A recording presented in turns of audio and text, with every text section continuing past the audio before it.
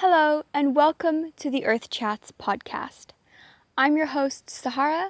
I'm an activist, writer, speaker, and listener with a passion for creating change in our world. Join me and special guests weekly as we have inspiring conversations and reveal insightful knowledge, tips, and tricks on how you can live more mindfully on this planet. Tune in every Wednesday and make sure to hit subscribe to stay up to date with all the latest episodes. And now, without further ado, let's get on with the episode.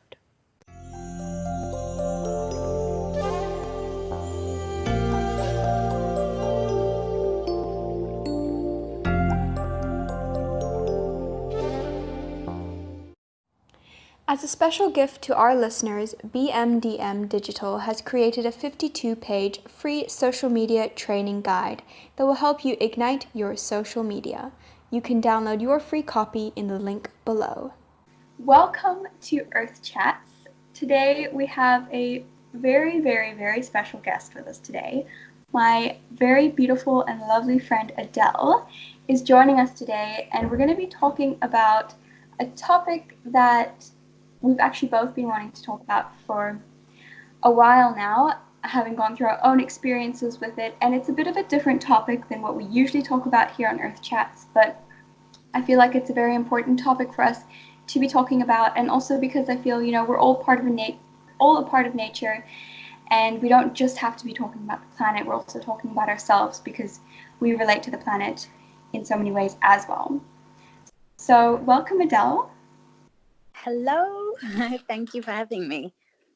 You're so welcome. I'm so happy to have you on the show. So today is going to be more like a kind of a discussion, but I am going to ask you just a couple of questions. And to start off with, it would be great if you could tell everyone a little bit about yourself so that we know a little bit of background. Sure. So I'm 34 years old. I'm a mom of one 7-year-old daughter, Mila Ray. And myself and my husband work in the fitness industry. We have done for nearly 15 years now. And we run our own wellness center in Knysna, where we offer yoga, movement, guided meditations, Reiki healing, a much more holistic approach to wellness. Lovely. And I can honestly say they run the best studio in town, in the whole of South Africa, because they're so wonderful. So if you guys are in Knysna or ever in the Garden Route area, you must definitely check it out. We'll be leaving all the links in the show notes, so you can always check it out. Right. Thank you, Brent. So let's just dive right in and start off with, would you mind just sharing your journey with your relationship with food and body image? Because that is what we're going to be talking about today. We're going to be talking about all things food, body image, eating disorders, diet culture. So if you could just start by sharing your journey, and then I'll share a bit on my journey, just to kind of kickstart it off. Yeah, perfect. So I think it's worth pointing out that mine has been a very long journey. It started at a very early age and has gone through several different phases. And it's also worth pointing out that I've never been diagnosed and never received any treatment. So I think that's probably why it's been such a long journey, but it's kind of taken different forms throughout time. And also depending on different situations in my life, my relationship with food has kind of presented itself with food and my body image in different ways at different parts of my life. And I can honestly say it's only really in the last year and a half that I can honestly say that I'm really on the road to recovery. I'm not sure if you ever do fully recover from an eating disorder, but the last year and a half, I definitely feel like I've made some really positive strides, and I've never actually spoken about this before to anybody. So the last few months, I've really felt in a place where I can, and this just feels like the perfect opportunity. So I think the relationship with food has changed and presented itself in various forms, from severe restriction bulimia, laxative abuse, exercise abuse, and just has really at certain points in my life taken complete control. So yeah, I would say the last year and a half is where I've started to take that control back and really launch myself into my journey to recovery. Oh, I'm so happy for you, because it is, yeah, it's such a difficult thing to work through, and especially because it all happens, within yourself. It's all happening inside your mind. So trying Yeah. to, overcome that and work through that while, still having to just be on the outside like a regular person is Yeah. really, really hard. And so I'm so happy that you're now finding your balance and finding your place. Yeah, it's a continuous work. I find myself continuously working on it, but definitely I can say that yeah, I'm more in control than my eating disorder. So that's a positive Yeah, space to be in. Feels good. yeah, good. No, for sure. It's a constant, you constantly have to work on it. I mean, some days you might, feel great and you feel like, oh, it's gone. And then next thing you know, boom, it's back. And you're like, what? Where did this come 100%. from? Yes, It's crazy. So exactly. just to give a bit of background for myself, because I haven't really talked about this either, um, I also had, I mean, I wasn't specifically diagnosed with an eating disorder, but I did work with a nutritionist and with therapists to kind of overcome it. And it was pretty much like anorexia and orthorexia, very much a restrictive eating.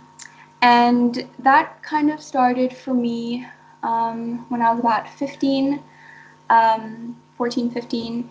But leading up to that, it had all kind of, I remember, growing up always feeling quite uncomfortable in myself. And I think that then just as I got older, it kind of, I guess, manifested itself in an eating disorder. And so for sure, the years between like 15 and 16, 17 was definitely a very, very hard years for me, because that was really very much the depth of the eating disorder, and also just, being, I think when you're in a place like that, you're just overall in not a good space. You're definitely yourself. So it was definitely a very dark place for me, and not something I would ever wish to go back to or wish for anybody to go through. But I can definitely say that in the last year, definitely now, like even just like in the last 6 months, that I'm really starting to feel like you say, you're kind of in more control than the eating disorder. And it always, it dips up and down, but I think that for sure, even just like in these last 3 months, I feel like I've grown so much as a person and just have so much more respect for myself. So that's kind of my amazing. That's amazing. Really good. Yeah. So I'm curious to know, like, because obviously there's a lot of, eating disorders are very specific to individuals. Like, I don't think one eating disorder is ever the same as another one, or, relationship with your body, or relationship with food. It's all so different. But I'd just be curious to know, like, what you found was sort of like a trigger for you, because, it can come from like external things that we see around us on social media, or, that family or friends have said to us growing up, or how we felt, or it can be, very much emotional. So I'm just curious to know, like, where you feel the trigger came for you. So actually, I can remember clearly when I first became aware of my body. I was, your regular little girl. I was about 10 years old, I think, still playing outside, making dens and, doing all of that good stuff, completely unaware of even what my body looked like. Yes. And then I was watching a very well-known breakfast show, and they had a guest speaker who was talking about how to lose your muffin top in time for your holiday.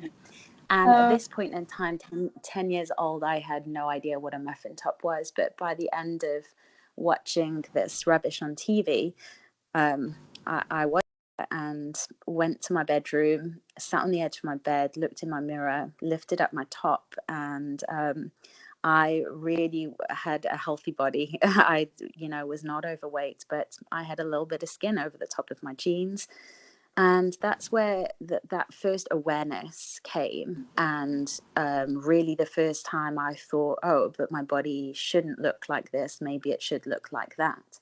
And it started, very, very subtly. I'd read all these teenage magazines and I'd see these pictures, and diet culture was really I felt like it was everywhere. Like even in my young teens, most of my friends were on diets. I remember one friend who used to bring tins of tuna for her packed lunch to school, and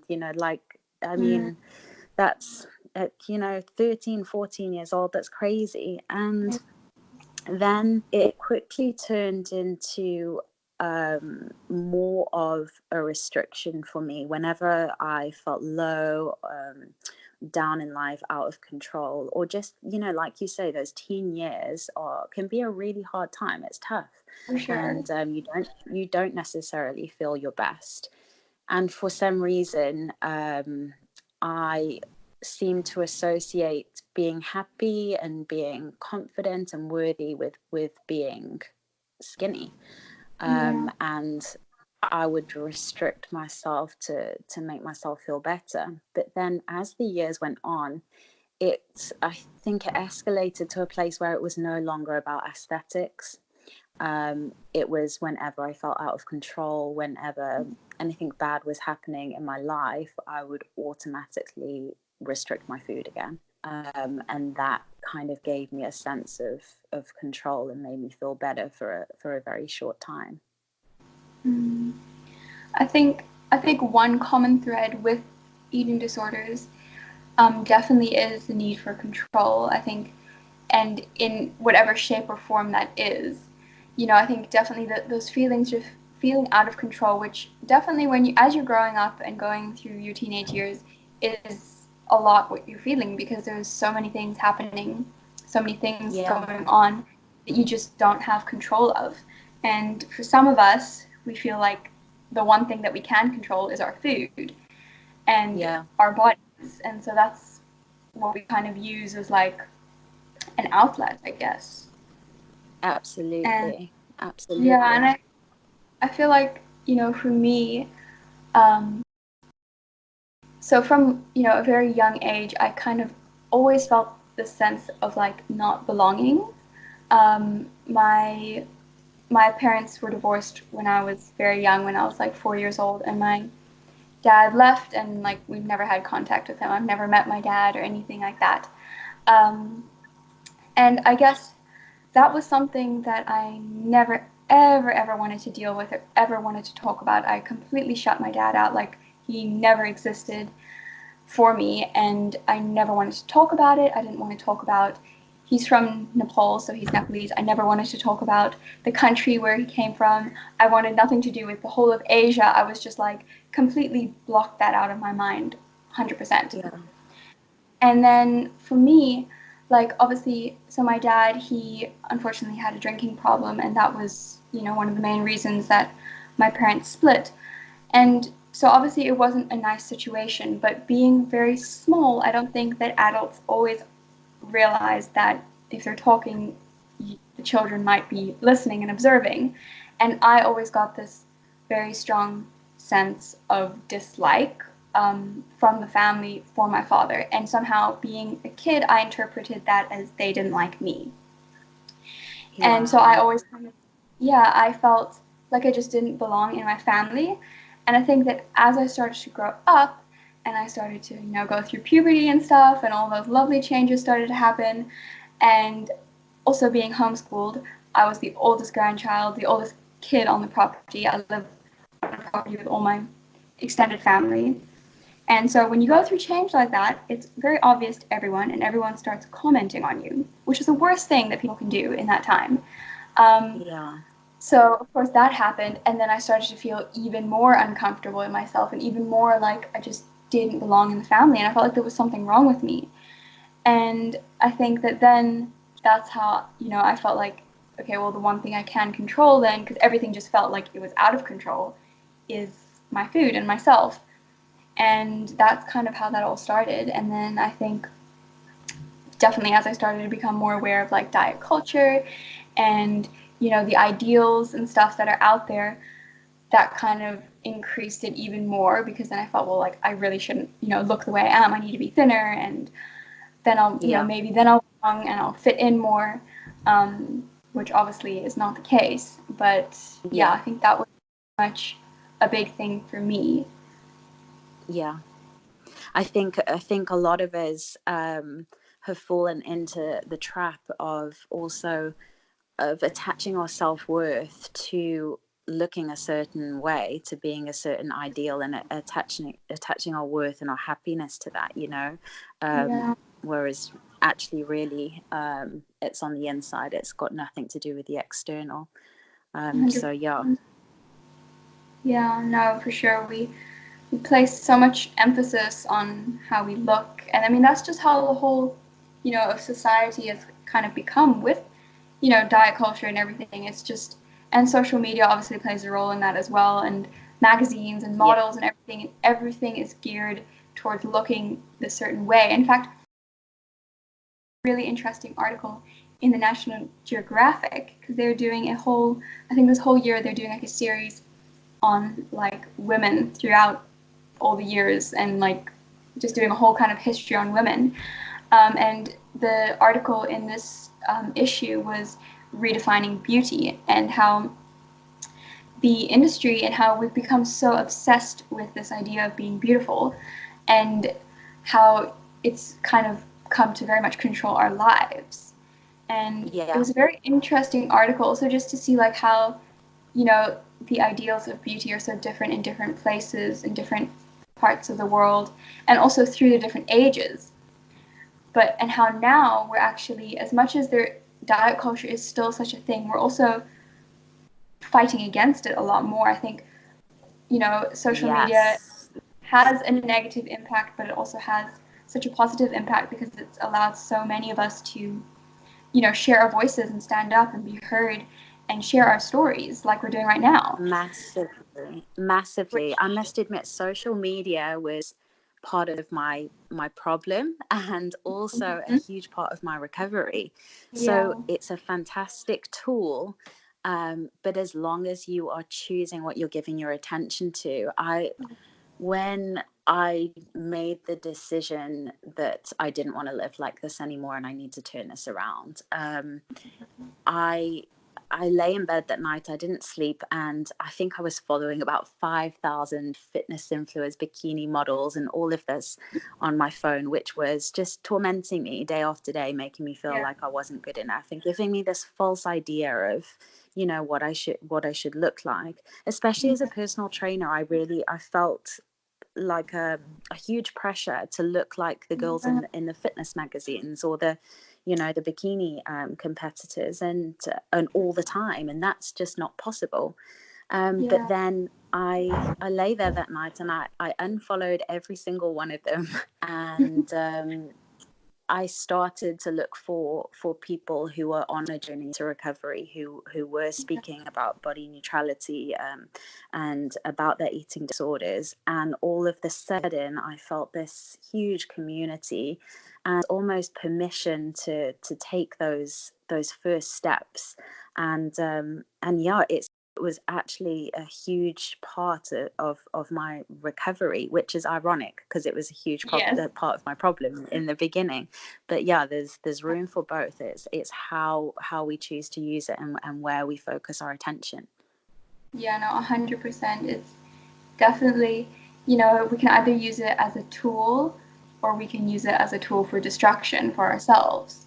And Yeah. there's a fine line, because you have to be very careful, because it can just suck you up into its like vortex. Yeah, absolutely. Absolutely. So I'm curious to know, like, I feel personally, and also if you like, I've done a bit of research and stuff, and how I think, eating disorders and disordered eating and all of that kind of stuff has really become like quite a big issue, especially in the last couple of years. Like, I don't think, you know, my mom, when she was like my age, I mean, it wasn't, nobody was talking about this kind of stuff, and it definitely wasn't, such a big thing. Yeah. But I'm curious to know, like, why do you think that maybe so many more people around the world are struggling with body image and their relationship to food? I think honestly we've become very distracted. And, like we were saying about media, we are really bombarded from the second we wake up. We are checking our phones, we're listening to the news, and also the conversations around us. It seems like a common thread and a good joke to make about body image. And Yeah. especially the times we're going through now. I think we chatted briefly about it the other day, but with this global pandemic, a lot of people have been pushed out of their comfort zones, and a huge thing for people that are now in lockdown, who are struggling with eating disorders or disordered eating, they're terrified of gaining weight or a change to their routine. It's a really Yeah. uncomfortable place for many people to be. And I think we need to be more mindful about the conversations that we're having and the jokes that we're sharing about this kind of stuff, because the reality is a lot more people are struggling with these issues than we think. And I think a greater awareness, more conscious conversations about it would really help. And I don't think a lot of people know that they're doing it. It's just to make conversation around Sure. brunch with your friends. Somebody talks about this diet, or this person's lost so much weight, and I think the fact that we are literally bombarded with this perception of what we should be like, what we should look like. We have to really take the responsibility within ourselves, to choose where our focus goes, and to be able to say, that's not serving me and that doesn't make me feel good. Yeah, I'm not going to tune into that anymore. for sure. I think that also, because we live in such a global world, like everybody is connected and all through, internet and social media and stuff. And I think also, such a big part of it is also like brands and how they market things. And with, models always looking like the same and always looking, quote unquote perfect, Yeah. also has a big influence, because then if you look at a photo of this like super thin model and you look in the mirror and you're like, well, I don't look like that. Like, Yeah. how, I should be looking like that model. Yeah. And society has kind of put like what is acceptable and what is unacceptable, basically. Absolutely. And I feel like I should bring this up. I used to compete in bikini fitness competitions, Mm. and the irony is, I did that for all the wrong reasons. I'll freely admit that. I thought if I get myself to look that way, and also it was an opportunity for me to restrict and almost have permission to make it open, and Yeah. that I'm prepping for a competition, so I can't eat that. But Mm. the irony was that for a short amount of time around those competitions, I looked like those girls in the magazines, and I felt my worst. I felt Yeah. the worst about myself. I suffered with the worst body dysmorphia, and I was miserable, really miserable. So there's the irony. We think we want to look that way, but it Yeah, it doesn't feel great.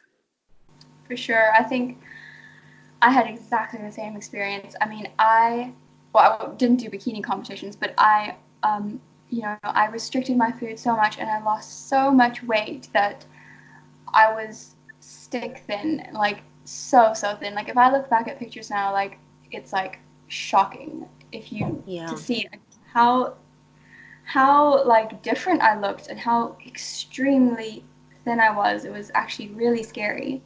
Um, Yeah. but I Did you also realize at the time, did you realize that you were that skinny at the time, or did you no, not see that?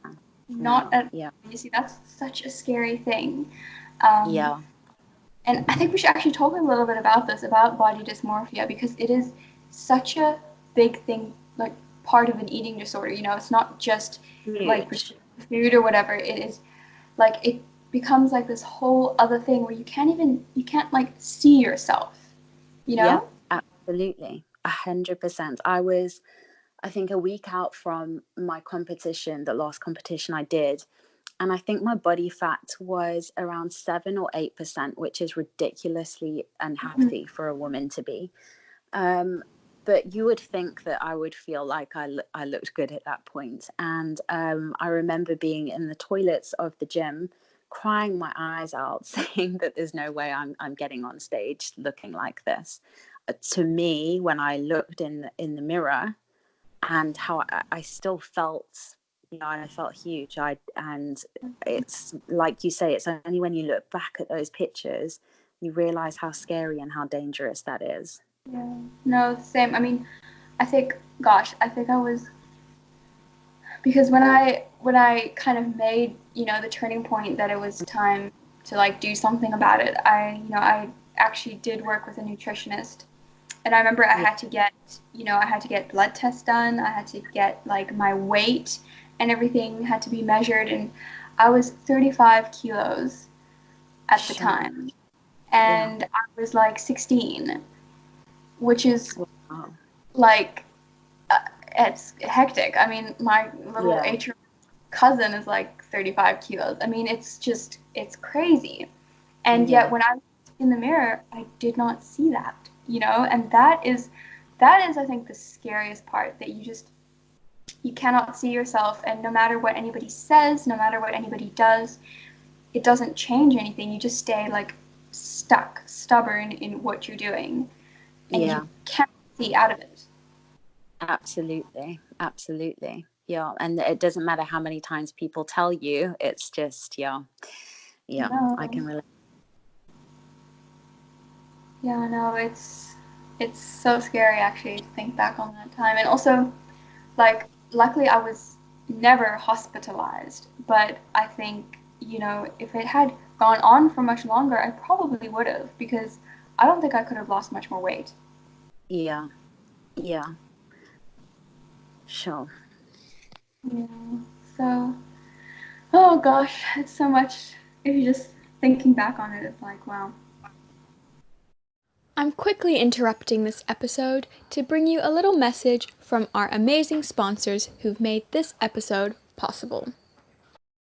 I live in the beautiful town of Knysna in the Garden Route, and I want to invite everyone to visit this fantastic part of our country. We have everything: indigenous forests, nature reserves, awesome views, beautiful beaches, and natural wildlife. Come for a dream vacation. Oh, and I almost forgot. Knysna has some of the best restaurants you will find anywhere. Follow us on Instagram at visitgardenroute, where we will introduce you to our fantastic and favorite people, places, and things to visit. This is us on Instagram at visitgardenroute. And now, without further ado, let's get on with the rest of the episode. It's crazy when you look back at those times. It's almost like a different lifetime sometimes, I feel. I know. You You feel know, like especially when you feel like you're coming out the other side of it, and it's crazy to look back, but I think it's also really empowering, and for sure. to see how far that we've managed to come, and that it is possible to reach a place where you do feel like you're more in control than your eating disorder. It's possible. 100%. 100%. So, I want to switch it up a little bit and talk about something else that is such a key factor in all of this, and that is exercise. And you, especially with being a personal trainer and having done bikini competitions and everything, Like, what role did exercise play for you? Sure. So, well, to me now, exercise is a form of freedom, Yeah. but it was really a punishment for me at a lot of points. I remember thinking if I ate that, I'd have to work out harder. I mean, I got to the point where I'd look at food and I could tell you how many calories were on that plate and how many were from carbs and proteins and what function they were going to have in the body. And it was a never ending, it just took over my life. And there were points where I was training 3 times a day. Wow. This was completely consuming me, and I didn't enjoy the exercise. It was like I was punishing myself, and however, that's completely transformed. And when I chose recovery, is when I really found yoga. And I was very much, I'll freely admit it, back in the day, a no pain, no gain, no days off, type of trainer. And that's how I was with myself as well. Until I Yeah. really realized that wasn't serving me, it wasn't serving anybody else, and it was time to change and to evolve. And when I made that decision to choose recovery, I found yoga. I'd been practicing for several years, but nothing serious. And then my yoga mat became my magic carpet, and it was really the only place where I felt safe. I felt like I could release stuff. And, some of my most pivotal practices were during those first few months where I chose recovery. And I think in those practices, I would spend hours on the mat and maybe do 3 asanas, 3 different poses. But I felt like I was releasing everything on that mat. And that's when I decided I'm going to do my yoga teacher training. It really changed how we operated our business. Like I said, we were very spit and sawdust, no pain, no gain personal trainers. And we really started just educating ourselves more and more and reading lots of books and researching and also going through our personal journeys. And I actually made the decision. It was really lucky, I think, that when I chose recovery, it was when we moved as well. We moved to beautiful Knysna, out of Joburg. And it was really, I decided that was my clean slate and I wasn't going to carry this on there. And it was also my opportunity to, I was going to rebuild my client base. And I thought, I'm just going to do this completely differently. So I made a conscious decision to, within the first, I think, 8 months, I didn't do any personal training.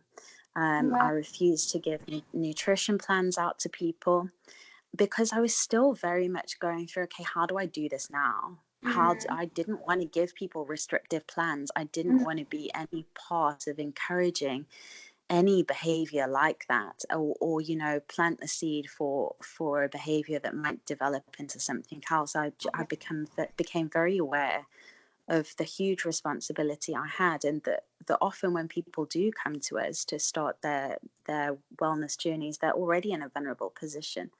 So I completely redesigned how I was going to support my clients, and I waited until I felt like I was at a point where I'd got my head around a new way to be, or definitely well on my way. And we completely changed the way we did things. There's no mirrors in our studio. We don't weigh our clients. We don't give body composition tests. We don't give out macro plans. It's very much a approach, and we really want to give our clients the freedom from this kind of torment, this ongoing cycle of guilt and food and not being good enough. So that's what we're aiming to do. That's amazing. No, I think it's incredible what you were talking about with the yoga, because my mom is a yoga teacher as well. And so I grew up, with yoga always around me. And it was actually when I was going through my darkest times that actually yoga became something that I started to practice. Yeah. Because beforehand, it had always been like, oh, my mom does yoga. Like, yoga is that lame. And then it was like going through that dark time is when suddenly I found yoga as well. And it was also like that one place where I could feel safe, the one place where I felt everything just went away. And Yeah. so it was actually like throughout the whole process, I was doing yoga. And, the interesting thing is that, we're talking about exercise and how it can be punishment and everything. And so, like, I had gone from also exercising for like to punish myself. And well, actually, it had started like first me and my sister were like doing it together and we're having like lots of fun. And then I started to take it, too far, and it started to become, an obsession, and it started to become something that I didn't enjoy, but I did because I had to. Yeah. And then I found yoga, and it kind of changed a bit. But then because of this like obsessive mindset, that even started to become obsessive, and like I could only do power flows, and I could, never like just take it easy and do some stretching. And Yeah. so it definitely went on this kind of interesting journey with it. And now it's, thank goodness, it has come back to me, and it's just yoga is my place of peace and safety. But it Yeah. was a very interesting journey, but it was always throughout the whole process, it was always a place where I felt like unjudged, where Yes. I could just be 100% myself. And I think that, for me, I think, because then, at one point, um, when I, decided, like, okay, I'm choosing recovery now, I actually stopped doing all exercise. I was not allowed to, like, do anything, even Yeah. walking around. I Yeah. couldn't do because I was at such a, a scary point.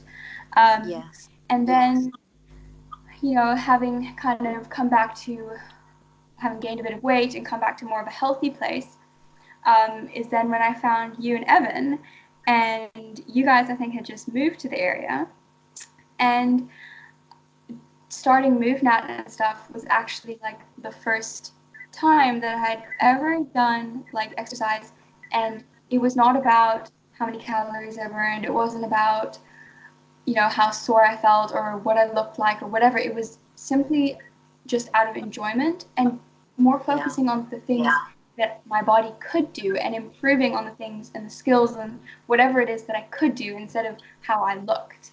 So I think, Absolutely. like, you guys have played actually such a big in my sort of recovery process in terms of exercise, because it's like completely changed the way that I look at it. And the studio and everything is like feels like such a safe place for me, and such like a home kind of place, which is just beautiful that you guys have created that. That's amazing. And I'm so happy to hear that, because that's exactly what we wanted to create, a safe space for people to come to be. And you know what? For all we've put our bodies through, here they still are, I know. amazing, keeping us moving, breathing, our hearts still beating, and movement is an exercise should be such a joyous thing. So yeah, we don't even count reps in our studio. It's about No, listening to your body, and it's about feeling good and enjoying it, having fun. And so I'm so glad that you found a place where you feel you can come and be in it and enjoy exercise with the freedom of, from counting reps and calories, yeah, and just enjoy your body. yeah, no, for sure. Like Evan, he always says, just go till failure. Go till you just can't go anymore. Do it until it feels like you have to stop. And you don't have Yeah. to like, okay, well, I did this many, but no, I should be doing this many because that will make me a better person. You know what I'm saying? Exactly. And then you feel like a failure if you don't do as many as you did last week. For sure, 100%. So, what was kind of your, your turning point, like your kind of light bulb moment, where you realized that, you kind of had to just take action and move into a more positive place? And also, like, what was the moment where you actually realized that you had a problem? Because I think that is a big thing as well, is that when you're in it, you don't always realize that you're doing it. Yeah, absolutely. Sure, this is the question, I'll be honest, I was dreading the most. So I'm going to try not to get emotional, but I'm just going to be very honest. So my turning point was when my dad passed away. My dad passed away 2.5 years ago, and it honestly felt like my whole world fell apart. And with that feeling of being completely out of control, I just severely restricted my food. And I felt completely numb inside, completely.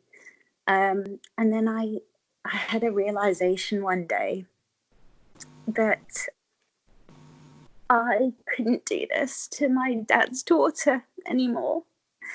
And it just broke my heart that I was not doing it to me, I was doing it to my dad's daughter. And I knew that it would break his heart.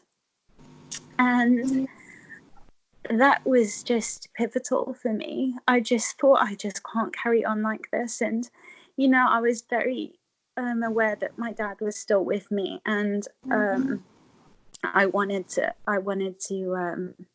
to be able to overcome that. And for my daughter as well, you know, I mean, nobody had an inkling. Well, I say that, I'm sure some people did, but you know, even my husband, he only had an inkling the last year before I told him. And I think that when I realized I really had a problem was it took so much control that I was lying, I was making excuses not to go to put myself in certain situations. And I really started missing out on life. And instead of being able to sit down and enjoy a family dinner, my mind was just spiraling. You know, what should be a joyous occasion was the most stressful situation for me. And I just realized it had taken too much control. And from then, that's when I made that decision. That night I lay in my bed, I unfollowed all of the fitness accounts, the bikini girls I was following. And I knew we had already bought our house in Knysna.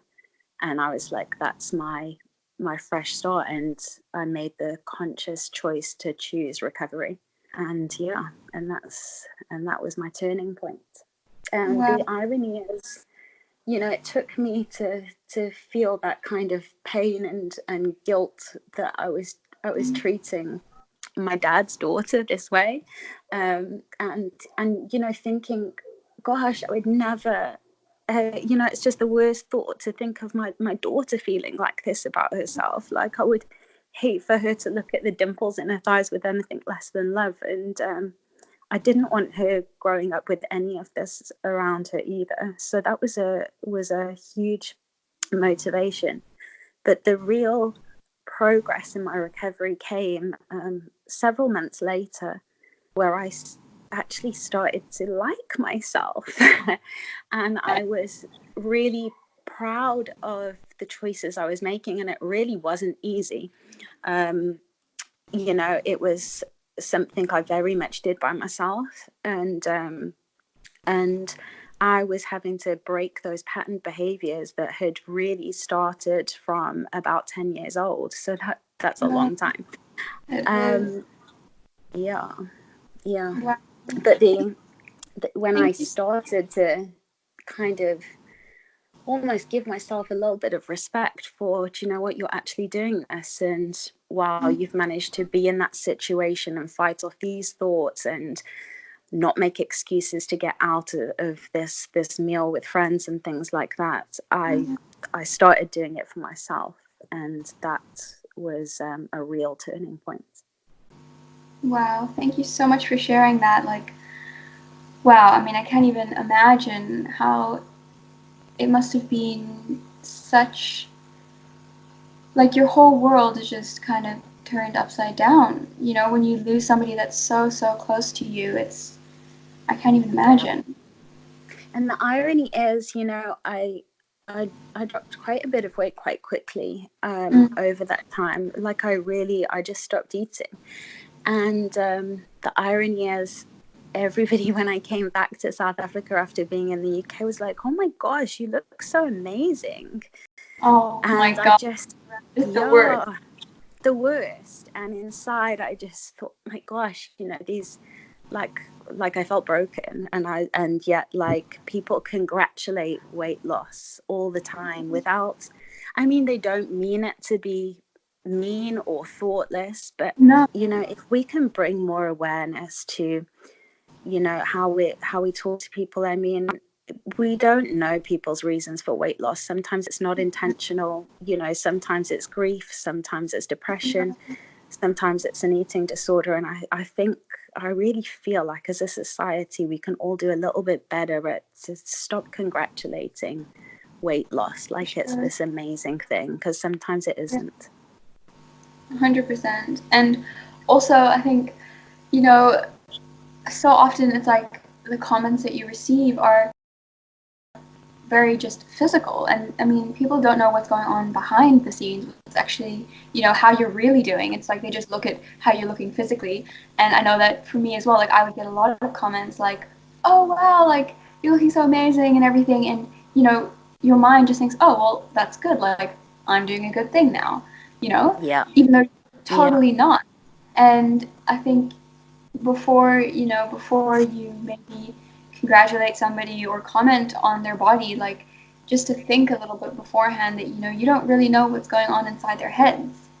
100%. And I think, I mean, we're so patterned and conditioned in our society to compliment each other with about our aesthetics. And that was one thing when I was researching and really on my road to recovery. I was like, sure, I need to really think about like what type of conversations I'm engaging Yeah. in. And I find it still really difficult. Like I mean, it's obviously better to say like, wow, you're so funny or you're so clever, but I still find myself, as much as I try not to, wow, you look so beautiful,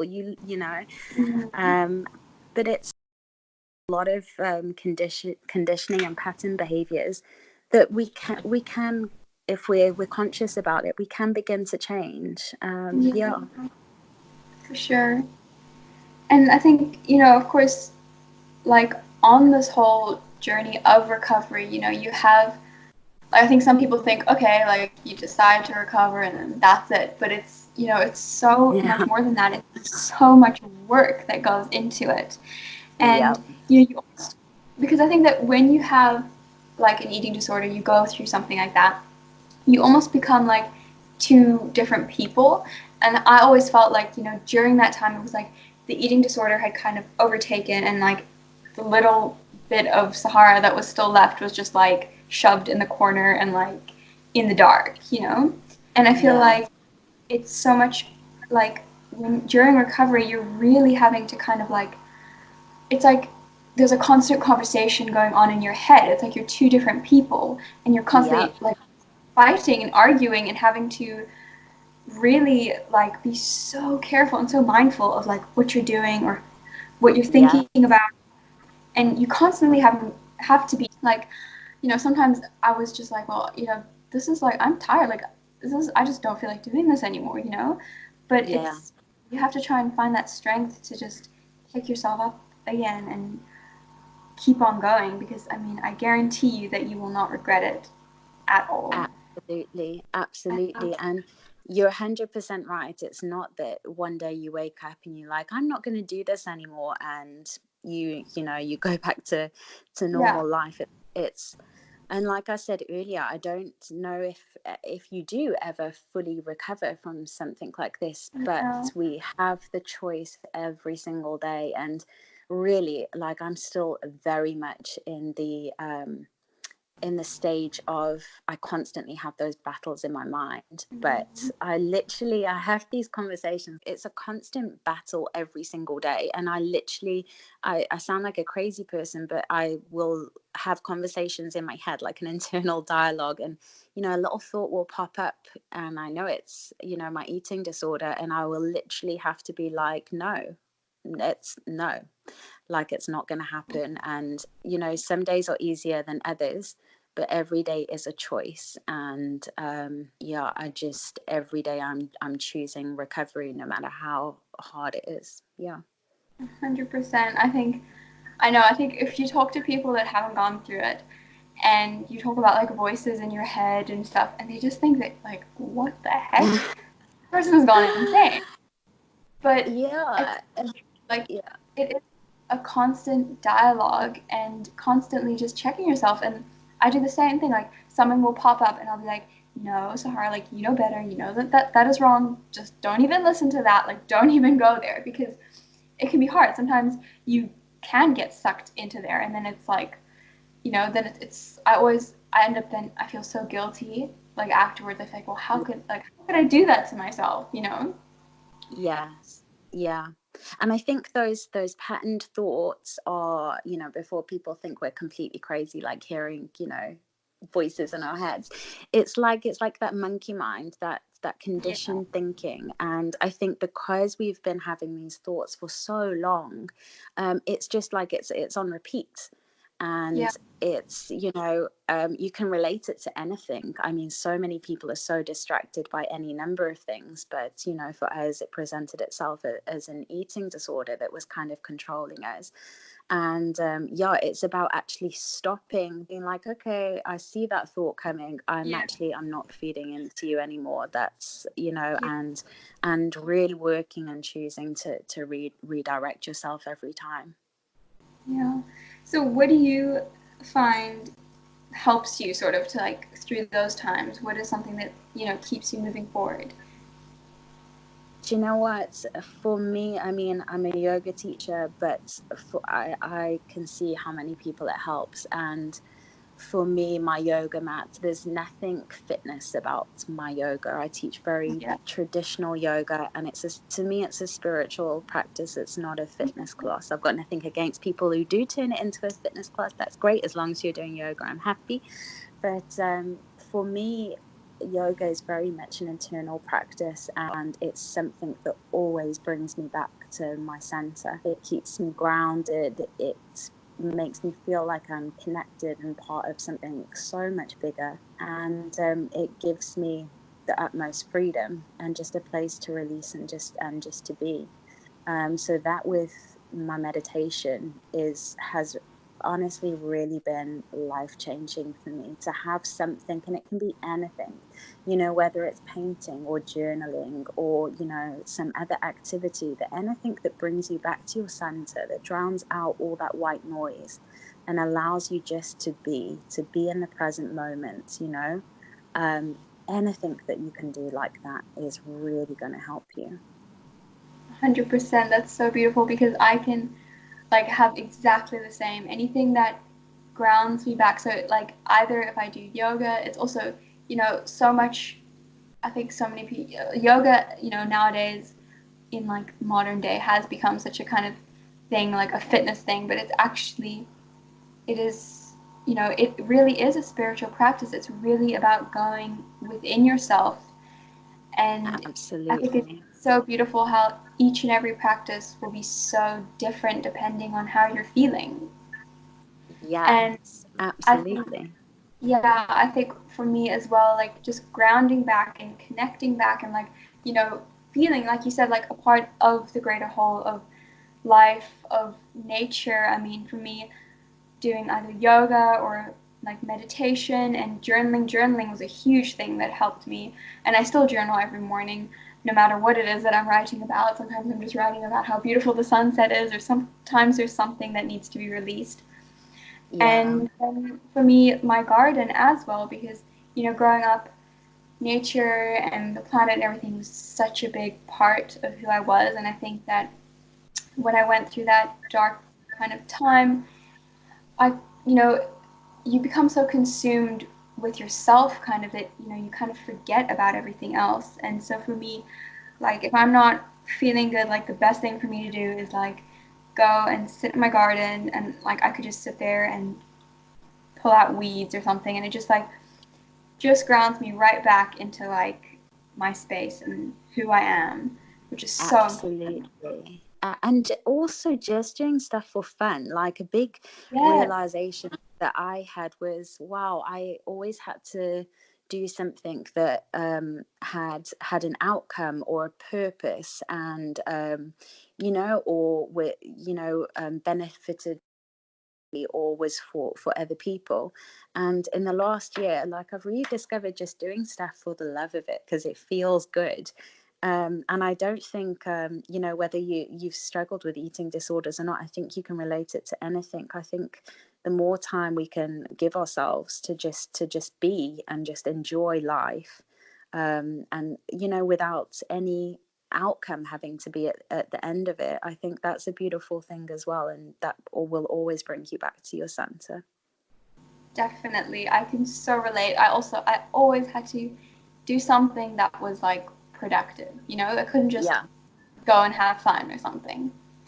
For sure, I think absolutely. just being a child sometimes is the best thing you can do. Yes, and we should never give that up. We must keep that with us. Yes, I mean, like yesterday, me and my mom took our goats for a walk around. We let them out in like the mornings and the afternoons. So yesterday afternoon, we let them out, and they were playing around with the dogs, and they were going crazy. And then like me and my mom were like running around with them and playing leapfrog, and it was just like so much fun because you're just completely in the present moment. You're not thinking about anything else, and you're just right there. Amazing. I think we could all benefit of spending more time doing things Being. like that, having fun. Absolutely. Yeah. So, what like piece of advice could you give someone who is in a negative place with their body image and relationship with food? Do you know what? If I have one regret, it's that I didn't acknowledge that I had a problem earlier, Mm, and that I didn't talk to anybody. And it really, I was actually, I must be honest, I was very nervous about sharing this with you guys today, because I've never talked to my family about it, and I just mm, was so scared of them being heartbroken at discovering all of this and knowing that I've hidden it or felt that I couldn't talk to them. And it was none of those things. I didn't feel like I couldn't talk to them. I definitely could have done, but I mm, chose not to. I guess that was part of my control as well. I didn't actually want help. I didn't want anybody to know, because I didn't want my eating disorder to stop. It was like like a toxic boyfriend.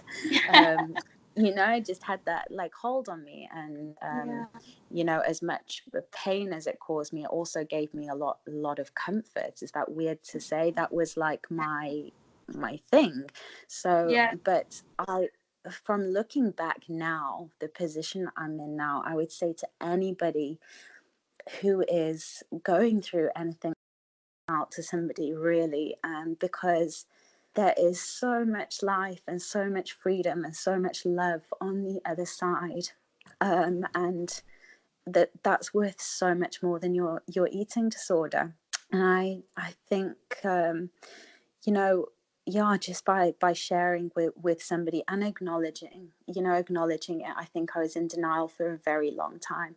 Mm, If you, or even I even encourage my clients, a big thing now for me is I want to know, when they come to me and they want to lose weight, I want to find out what mindset they're in, why they want to lose weight. And before we start any work, it's about getting them in a good space with food, and with their relationships with themselves, and not pinning their happiness to their physical appearance. So yeah. I would say, as soon as you start having those thoughts, or even it can start very simply by this kind of guilt after food. Oh, got to get a Mm, workout in tomorrow. And that there, scarily, that's a very normal conversation that I hear a lot mm, amongst my friends, and I think it can really start as something as small as that can very quickly spiral and take control on of your life. So yeah, I think just acknowledging that you are struggling and telling somebody. For sure, 100%. I think, being able to talk about it also kind of almost gives you some more perspective. Like you can kind of look at it from the outside, and Yes, instead of, being so wrapped up in it. absolutely. I think that, I mean, that day when we spoke, we shared coffee and you spoke to me. That was really the first time I'd even mentioned it to anybody. I'd not even mentioned it to anybody. And just having that conversation with you, I just felt like this huge release. And even it's good to talk about it and to kind of to be able to share our experiences and not carry this massive thing on our backs. 100%. That was actually also the first time that I talked to anybody else except for my mom about it. Really? So, yeah.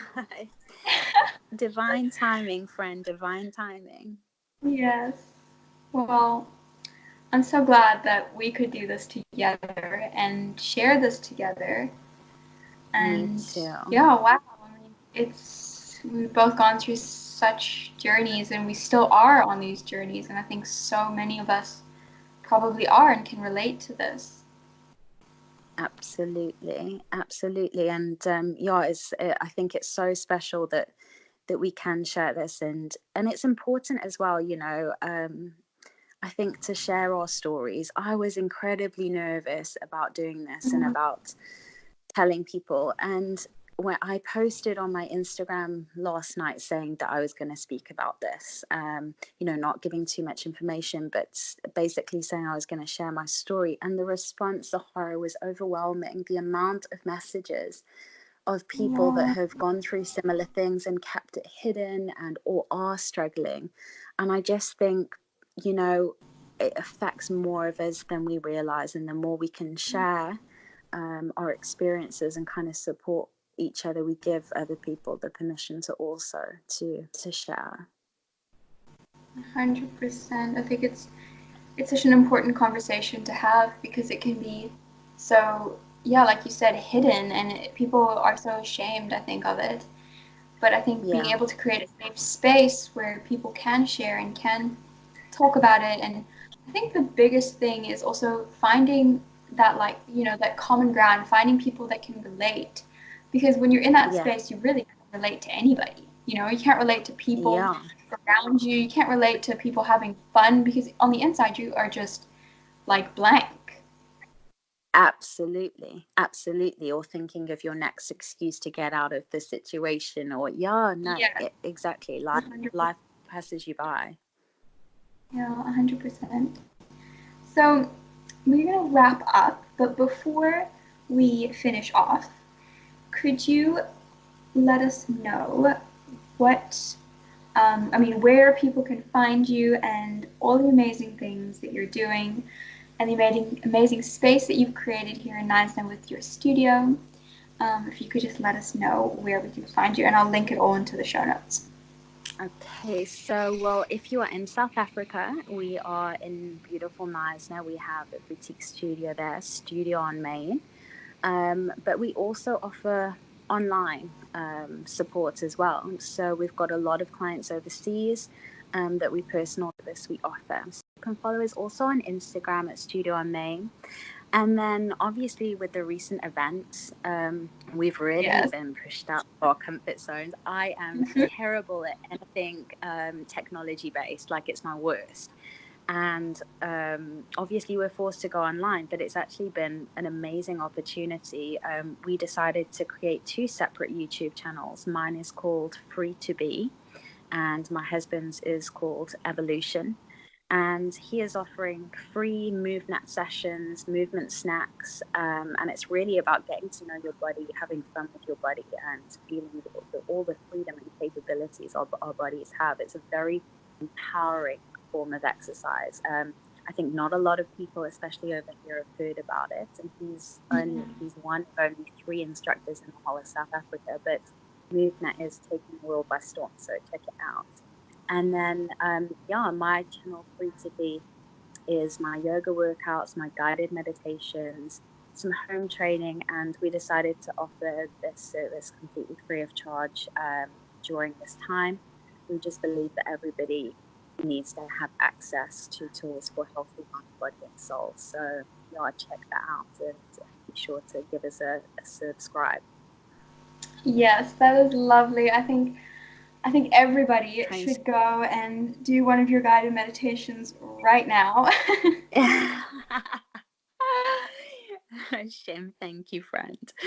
I get as much pleasure out of recording them, I tell you, as people do listening to them. So and just anything that can bring a little bit of calm, and everybody should have access to it. So enjoy.